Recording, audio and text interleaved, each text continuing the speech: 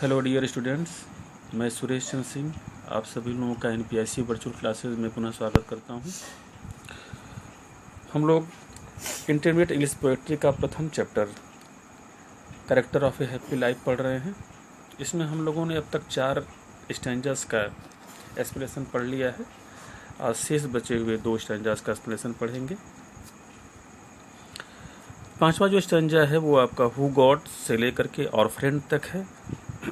ये फ्रेंड्स पहले की तरह ही कॉन्टेक्स्ट में आते हैं। In these lines the poet describes the patty of a happy man. इन लाइन में या इस स्टैंजा में कवि वर्णन करता है। पैटी मतलब होता है धार्मिकता से मतलब है एक जो सुखी व्यक्ति होता है उसकी धार्मिकता का वर्णन कर रहा है या धार्मिक वृत्ति का वर्णन कर रहा है। He is always praying to God. वह जो हमेशा गॉड की प्रार्थना करता है। And passes his time in harmless amusements. And passes his time in harmless amusements. तो ये वो जो है अपना जो समय है, जो मनोरंजन का समय है, वो फालतू में नहीं व्यतीत करता है, किसी अच्छे कार्य में व्यतीत करता है। एक्सप्लेनेशन फॉर हैप्पी मैन या happy life it is necessary that we should pray to God every day in the morning as well as in the night.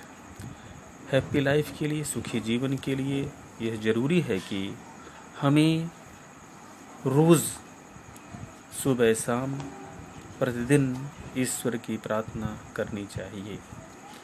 There is no selfish motive in his prayer. और उसके प्रार्थना में कोई स्वार्थ नहीं होना चाहिए। He prays to God for his grace.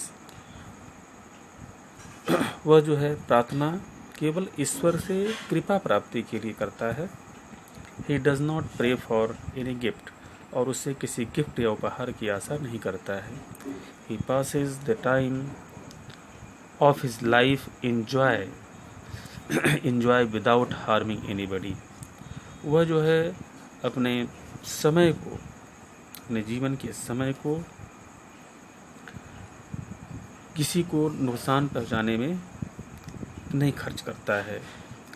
His time is spent in the company of good friends and well chosen books. वह जो अपना समय कैसे खर्च करता है, देखिए, गुड फ्रेंड्स यानी अच्छे मित्रों के साथ या अपने अच्छे मित्रों की मंडली में, और इसके अलावा जो अच्छी चुनी हुई किताबें हैं उनमें उनके साथ अपने समय को व्यतीत करता है। लास्ट स्टैंजा पे आते हैं। This man is free ... he hath all. Reference पहले की तरह ही context. In this stanza the poet finally points out the necessity of freedom from all temptations and fear. इस स्टैंजा में कवि अंतोगत्वा यह बताते हैं कि नेसेसिटी ऑफ फ्रीडम यानी स्वतंत्रता की आवश्यकता के बारे में बताते हैं। और यह स्वतंत्रता की आवश्यकता इसलिए ये वो लालच और भय से बिल्कुल मुक्त होनी चाहिए। जो भी स्वतंत्रता है जीवन में वह लालच और भय से बिल्कुल मुक्त होनी चाहिए। Nothing can bind the happy man. कोई भी चीज़ एक सुखी व्यक्ति को बांध नहीं सकती, अपने से बांध नहीं सकती है। Explanation the poet says that a happy man is a man of free nature. कवि कहता है कि जो हैप्पी मैन है, जो सुखी व्यक्ति है, वह बिल्कुल मुक्त नेचर का, मुक्त प्रकृति का होता है, स्वतंत्र प्रकृति का होता है।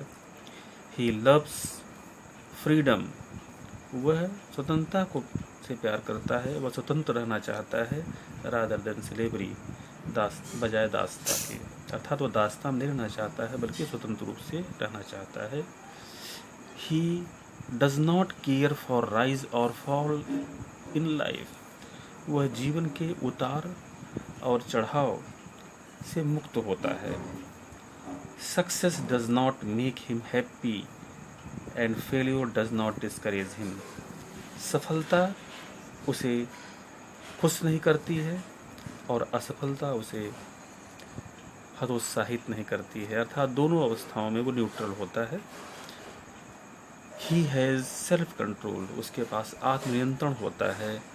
He should be master of himself although he has no worldly possessions, वह स्वयं का स्वामी होता है यद्यपि उसके पास कोई वर्ल्डली पोजेशंस मतलब दुनिया की संपत्ति, धन दौलत, जमीन जायदाद नहीं होती है। दो poor he will be rich in heart, यद्यपि वो पुअर है, गरीब होता है, लेकिन वह हृदय से बहुत ही धनवान होता है, इसीलिए उसके पास सब कुछ होता है। Thanks a lot.